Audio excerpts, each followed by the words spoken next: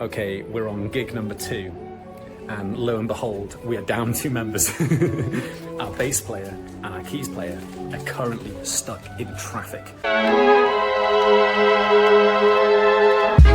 Don't be a doorstop. Don't be a doorstop. Don't be a doorstop. Welcome back to Don't Be a Doorstop, and today we are talking about Instagram, if I remember correctly.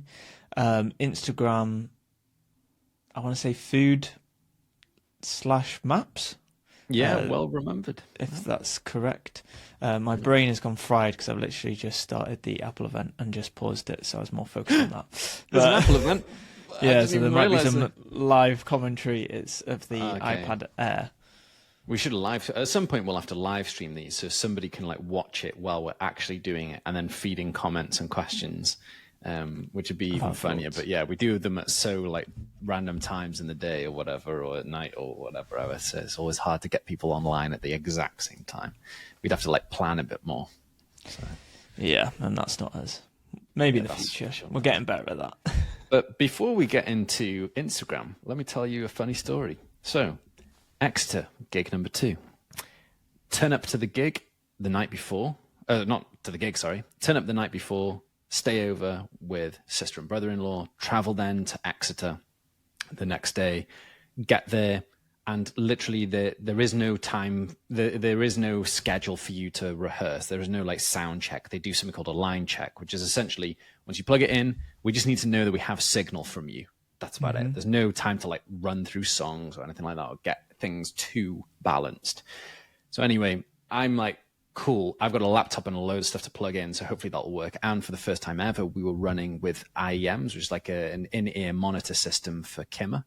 So that's done by, those radio mics have these like receivers. So they have this like a box with a little aerial which sends, and then you have a little like kind of like power pack that you clip onto your belt or your waist, and that goes into your headphones.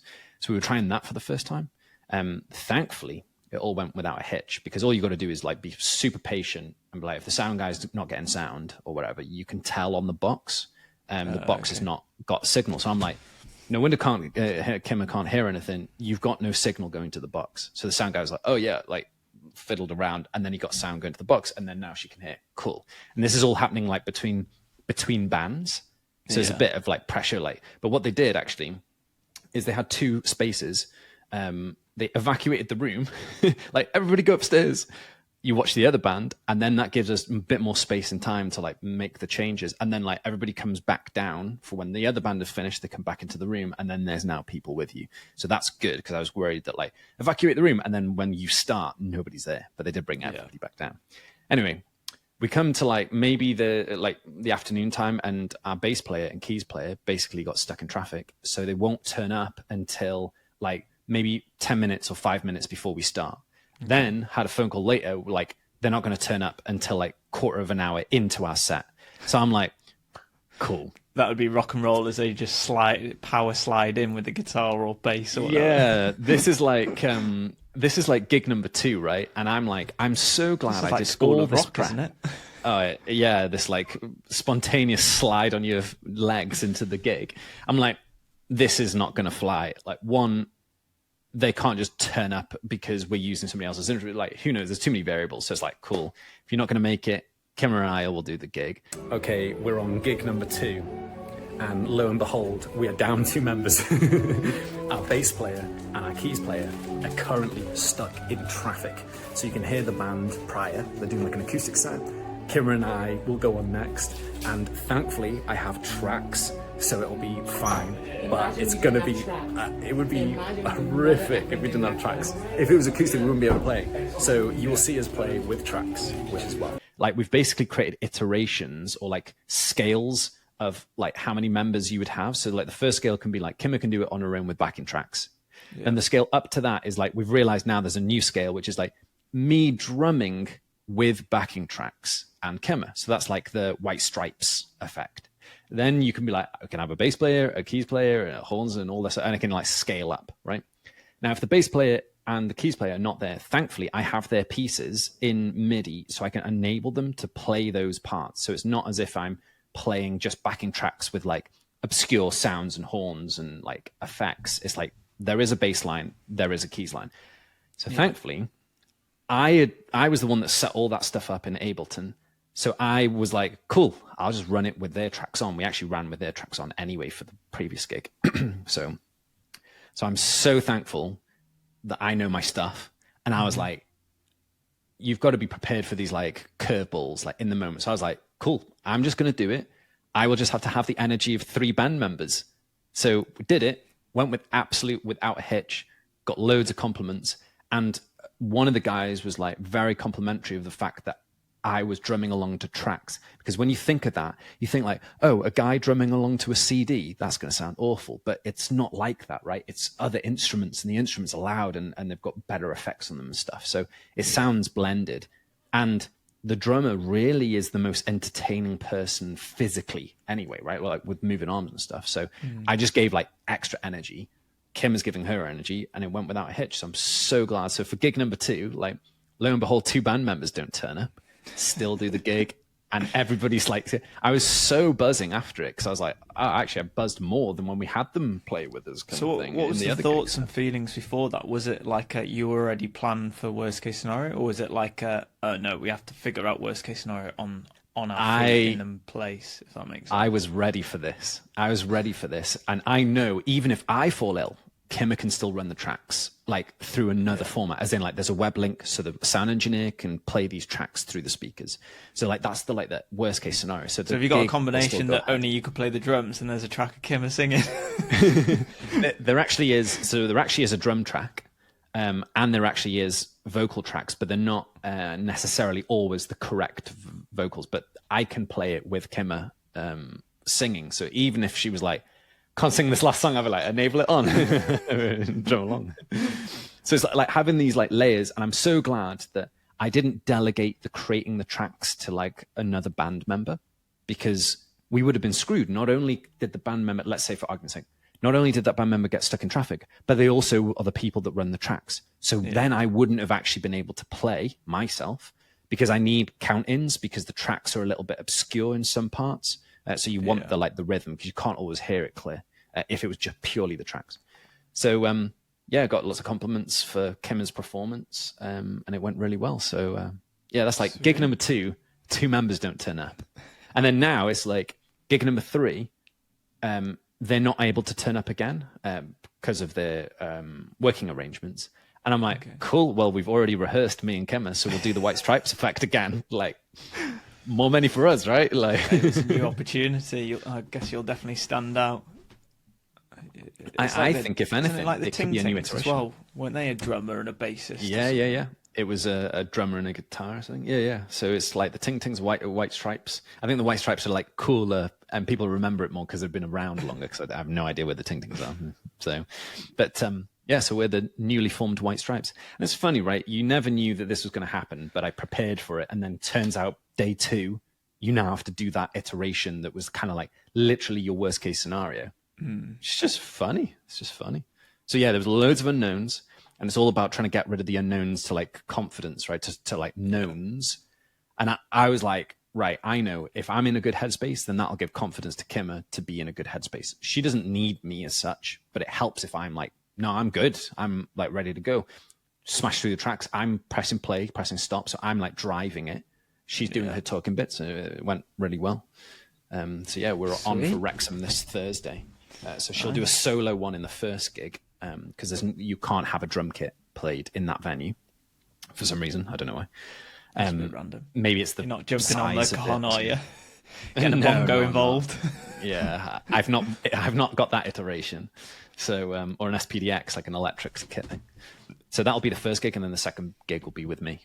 So it'll be the White Stripes version, which is just funny. It's just funny. And now, like, there's less logistics, there's less everything. So it's like, okay, cool. Why not do the White Stripes version as like there's higher band members have priority? shot themselves in the foot if you don't need them. I mean, if the gig went awful and they were like, oh, you could have done with a basic, like, but nobody knows, right? people think that this is the arrangement. This is the norm. And it worked. Like, this is the norm. So as long as you don't tell anybody, obviously we told people because they're like the organizers, right?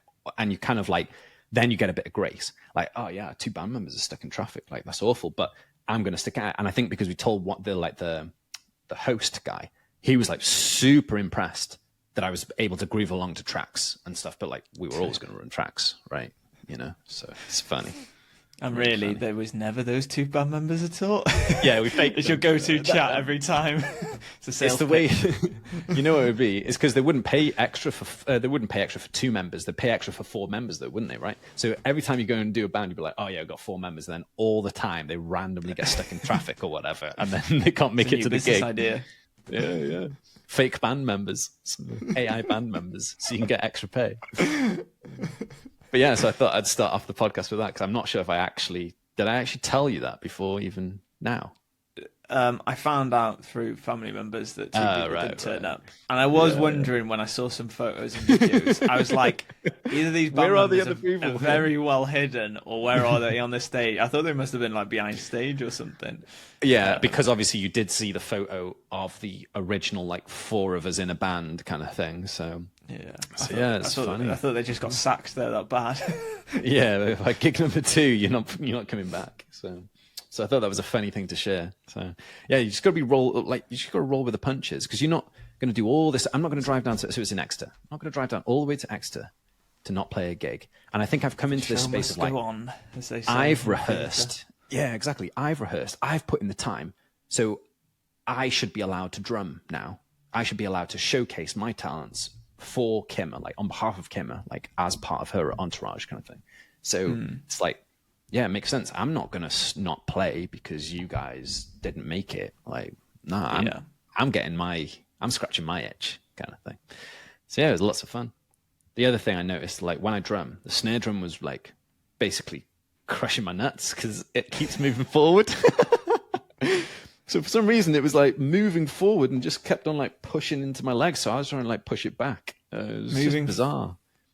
So it's kind of like moving forward because surely that's moving away. How big are you? Sorry. It's moving backwards. Yeah, I'm not that old. It's basically moving backwards because of obviously the vibration is kind of like jumping sliding into you basically. Yeah, like usually what happens is your bass drum slides away from you while you're kicking it. But thankfully that stayed still because I was on a carpet. But I was like my snare drum stand mustn't have been wide enough, and it must have been like too kind of like too high. Yeah, it should have been like the bass line the bass point should have been like more expanded out for it to be more stable. But it was just like slowly shifting into me. So after every song, I have to move it back to the middle. It was like coming too close into my Can't you somehow like attach it to your chair or put weights on it? But I guess it's probably difficult taking it always around with you. But there is a thing that you can attach to the chair so your bass drum doesn't slide, because then I'm the weight and it doesn't slide away from me. But in this case, it's sliding towards me. So it's like, I don't know, like basically I should have just expanded the legs, but I didn't realize because I wanted it at a particular height. So if I didn't expand the legs, I would have had to. Anyway, it's the funny things that happen when you're in a gig. So the things that you learn. Yeah, absolutely. Like, and that's the obscure ones. Like one is like wearing a ring. Sometimes your skin gets pinched, or you'll have what are the calluses on your hands and stuff because your like stick is splintering or it breaks. But yeah, not your drum kit moving as much. But yeah, so that was it was a really good gig though, really good crowd, nice audible crowd interacting and stuff. Anyway, back to programming. Back to the topic. Yeah, and it's my topic, so you're going to hear me speak again. Is your topic so? So a couple of weeks back, I have uninstalled all my social media stuff. But a couple of weeks back, I needed to be on Instagram for some reason. I can't remember what. I was checking something. So anyway, download the app or logged into it again. And these foodie people turn up on it, right? In London, great place. You have this guy that is obviously paid to eat a bunch of food and showcase that food of all these different restaurants. And I was like, it would be really cool if you went to this guy and said, hey, all of these restaurants, why don't we put them on a map? And then you could like charge people to see these restaurants that you're rating. Because right now I'm just seeing one post and he's rating burgers or whatever. Personally, for me, I'm super into burgers and I want to find really good burgers. I have like Blacker Burgers is my like top. I want to find like similar ones. And he's like his videos are pretty good. I like the ratings or like his opinion of it. So he's obviously rated a bunch of burger places. Where are they in the UK or where are they in London? Anyway, I was like, that's a great idea. And I was like, I wonder if he's already done it. Indeed, he has. So he has this map of his locations that he's ranked or rated, and it's in this On platform. Instagram, is it? Or on a separate? Yeah, so he is like an Instagram influencer of sorts. It then links through to a website. This website allows people to create maps of different locations and sell access to those maps. And I was like, like, of course somebody's already done it, because a lot of the time these ideas are already like new to the game. So I was like, that's a great idea for a food influencer to sell access to their database of things that they've rated, especially when it's like local to somewhere. It's like an Airbnb guide, but like a location guide of some sorts, right? Of like things, not Airbnb. What's that green one with the eyes? Green one. I can't remember what it's called. Yeah, there's like an owl looking thing, and it's like rated for it rates different like attractions and stuff in a particular location. Yeah, I can't remember. That's good branding for you. It's like an owl looking thing. I actually can't remember the name, but yeah. So it was a really clever idea. So he's selling access to these like maps, but you can see like one-offs. So you can see like where he was last, and you would just have to search it, because a lot of the time, you know, when they say like, for example, I'm looking at like spas, these like top 5 spas in London, and some influencers like, hey, I'm at this spa, I'm at this spa, and this spa. I'm like, I need to screenshot this to then go and Google each one of them that you've rated, and it'd be better just to have a map of the ones you've just rated. And funnily enough, there is a platform that allows influencers to create these like paid access location maps. And I thought that's such a good idea, because I was like, So interesting. it's a problem that I have. Like, this guy's saying this burger place is great. I'm not having to manually find out where this burger place is. And then I'm like, this is one drop of time. He might have rated something better previously. I don't know. Do you know what I mean? Like, there might be somewhere closer that's better as well. Yeah, because I guess with Instagram, maps, they do have those guides, but I'm assuming, I think they're free, aren't they? Where they'll have like guides of the top 10 places to go in Wales or whatever. I think Visit Wales have got that. And I guess he could do that for burgers, but I guess he's losing out on being able to sell it as a product by having it on the Instagram page, unless they created a system that you could sell your more ones that you put more energy and effort into, but then also have free ones. So then there's that duality to it that you can play around with. Yeah, because the free ones are essentially your Instagram account. Because if you happen to be there today and you see one of his videos that he's posted in the last couple of days, that's the free thing.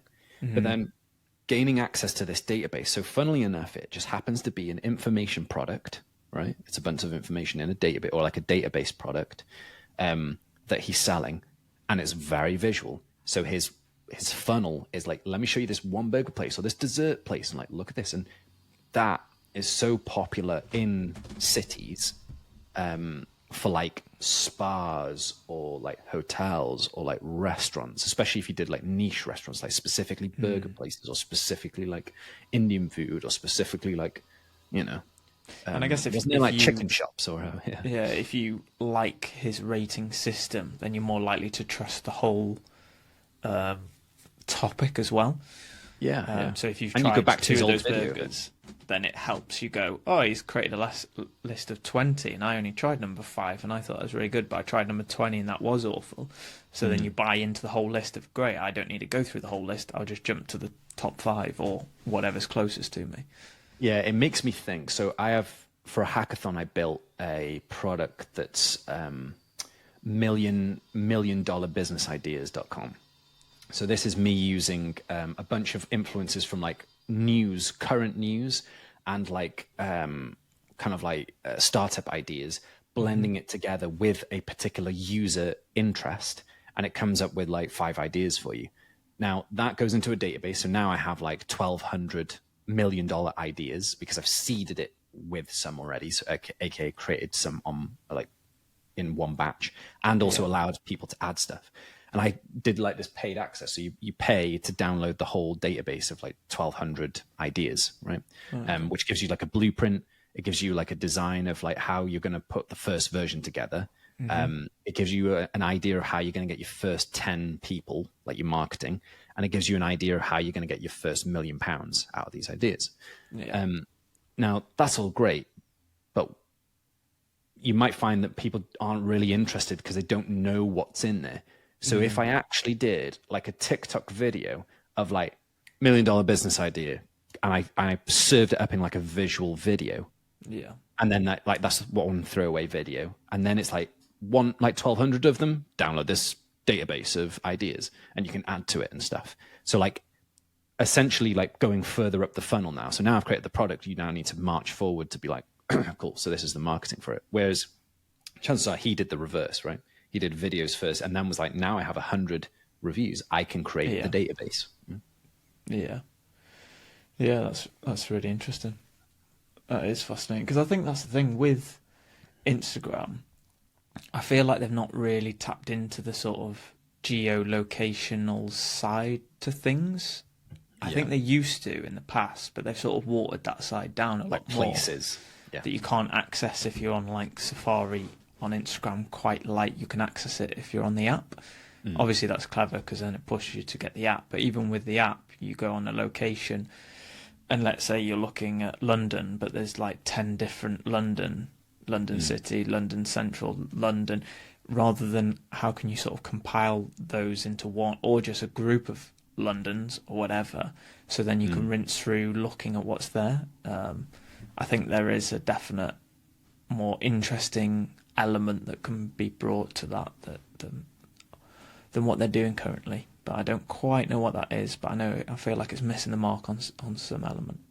There was an app called Foursquare, which is like a location-based restaurants, like reviews, like scoring points, like point system. I think they've like disappeared, or they've converted into like a location database, you know, like Yelp or Yellow Pages type thing.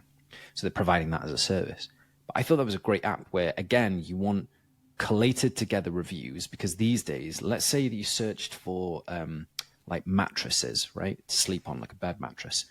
Chances are you'll come up with a blog, and that blog will be like, these are the top 10 mattresses, and chances are the top one will be Casper, right? Or whatever. And Casper happens to have bought this blog or paid to be number one, right? Because that's like a really good way of doing it. So these like independent ranking or like reviews, typically a company may have paid to be number one, right? Yeah. Therefore, they're becoming less and less trustworthy. So if you can move that to like many people's opinions, then that's good. But also sometimes it's just too much noise. So you want something kind of in the middle, and that works well with these like food influencer type people that you appreciate their opinion and you like it. And it's unlikely, even though yes, he's probably being paid to review, like it still probably aligns to what you like anyway, right? Yeah. So it's these like location based or influencer based maps is really interesting business. Again, it's like localizing it, right? Like, could you create a influencer based map for like each county or whatever? And you'd be like, you have these 3 characters in your county, and you can click through them, and those 3 characters have like shared different things. So you have like, you know, like Pokemon style, or what like Pokemon nature Go. Guy, nature guy. And then these are the like the walks or the hills that he likes walking up. And then you have like, I don't know, extreme sportswoman or whatever. And then like, these are the, like the high ropes or whatever you like doing, you know, you have it all ranked. Yeah, I guess it's making the most of that Pokemon Go, but bringing a element of reality to it a little bit more. So it's not just a nostalgia gamifying stuff, but how can you link up, I guess, tourism with a Pokemon Go style to link them up together, of finding the best burger place or the best chippy place or the cheapest or whatever. Because I've also found that, like, really, I'm kind of a creature of habit in the sense of I found somewhere that's really tasty for me, and I try other places, but they just end up disappointing. So I'm like, when you really do something nice, okay, well, let's, for argument's sake, you eat a bunch of vegetables in the week, and then like other weekend you have a burger. You're like, what's the point of trying something that could be disappointing? I like don't do it. I'll go to the staple place. So I will only try something that's like almost better or equivalent than, but there's no app for that, because I want like high quality experiences, although Sam's kind of putting together an app like that, right? High quality experiences for the high end user. But that's what I'm wanting to do. And this influencer it looks like the food is higher quality or as high. So I want to see these maps. But funnily enough, I didn't want to pay for his maps. But I love the idea. I love the fact that he's doing it. It's a great product idea for himself. Yeah, that is a really good idea. I guess it's one of those things. I wonder if you could create an app that you type in a location, and the app is called, what did you say? Better or this or not the same? Better or the same. Yeah, same or better. Same or better. Maybe that should be the app. So when you search like this burger place, it will give you either the same or better options that you could go for. Absolutely. Because I find it so irritating when I have spent basically the equivalent amount of money at a place that I hope is going to be better, but it turns out to be worse. And I typically do that through Deliveroo, right? I typically do it through like ordering through fast food stuff, right? So if there was some sort of better or same, it reminds me of, you know, the decision making of like after work, we're going to a pub or whatever. Sometimes you might be in a different place or whatever, and you just want to know like where should we go to for drinks, and it will suggest somewhere that's like close to where you are. And it was an app that like literally did exactly that. You put in where you are, and it says this is the nearest pub that you should go to, and then it's like done. We don't need to have a massive conversation. Like the app has spoken, you know, taking away the decision making. But then it's like this is not like, oh, I don't want any other burger place that's like American style burger or whatever, or Korean style like burger, or whatever. I want like, yeah, literally same or better. Actually, maybe that is a thing that should be done, same or better. But then it's like the curation of that. How do you make sure it is same or better? It would have to be that I'm going to have to try these burger places myself. Expense it just for a challenge accepted. Yeah, R&D research, right? So yeah, get loans for it just to try out different burgers to be like, this is higher or this is worse. Just have a massive that's it. It's like scales. How do you scale it? How do you scale it? Yeah, so those are the things that have been like bubbling interesting away on the dome. Yeah, fresh off the dome. So, final thing. So I've been trying to do the Mark Zuckerberg style, like, you know, he used to wear those like gray t-shirts, blue trousers, like all the time. I think it was that combo, right? Same. Never have to think about it. You just do this thing. I kind of want the same, but not necessarily boring. I just want like good clothing that's like fits well and like works efficiently for me. So I was like upgrading my wardrobe. You start at the boxes, like find somewhere that's like got decent boxes. So I tried what are they called? One Step. They're really cool. Okay. Like now switching back to my old style it doesn't work as good. It just doesn't feel as nice. So I'm like, cool. I found like that tier. Then I'm like trying t-shirts. So I've bought a bunch of t-shirts from a company that I've literally forgotten the name of. True Classics, I think it's called. True Classic. Oh, I've heard about them. Yeah. Because I just want like good fitting t-shirts that are not like stupid. You know, like t-shirts that are like short in the arms. But are then they like as good as their social media on Instagram? Well, this is actually one of them. They just arrived today. And I think they're great. Like, obviously, I probably could like bulk up my arms a bit to fill them, but they fit fine. Like, they fit really well. I think the challenge is, what I find is like when you wash stuff. So when you wash stuff is when you figure out if a t-shirt's good or not. Because does it hold? Does it like start to bag? Does it start to like whatever? So I decided to just like invest in buying like 6 t-shirts, like different colors, different gray, different shades of green, or because that's my color scheme. And they're not all coming green. soon. Yeah, shades of green. Yeah. That's what I've been insinuating. What do you call it? With all the Inception vibes with all these lights. Although this is more like teal than green. But yeah, so I've basically trying out these True Classics t-shirts and see if they work. Like so far, this t-shirt I'm wearing feels pretty good. So if that's the case, then I've got my like t-shirt style things, and they just like I just want to take away the decision-making process, and you just then know that you look good, right? Which is helpful as well. So yeah, that's another thing I'm experimenting with. So There you go.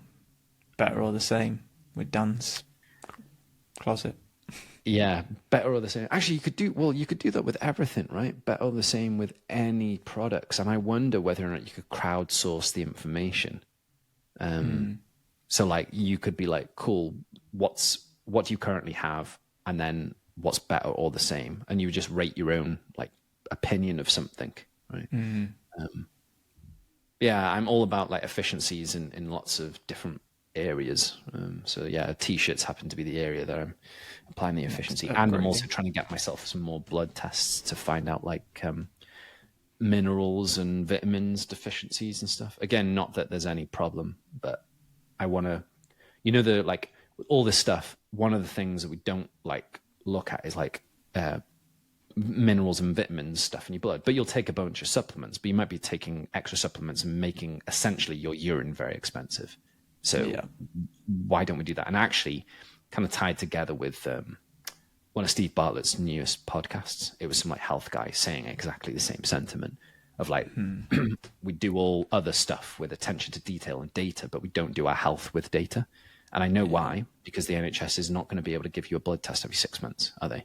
But if you are in a place where you can give yourself a blood test privately, then maybe you could do it once a year or something to see, so it can give you some direction. Because otherwise, you're essentially doing it blind until a problem turns up. Yeah, exactly.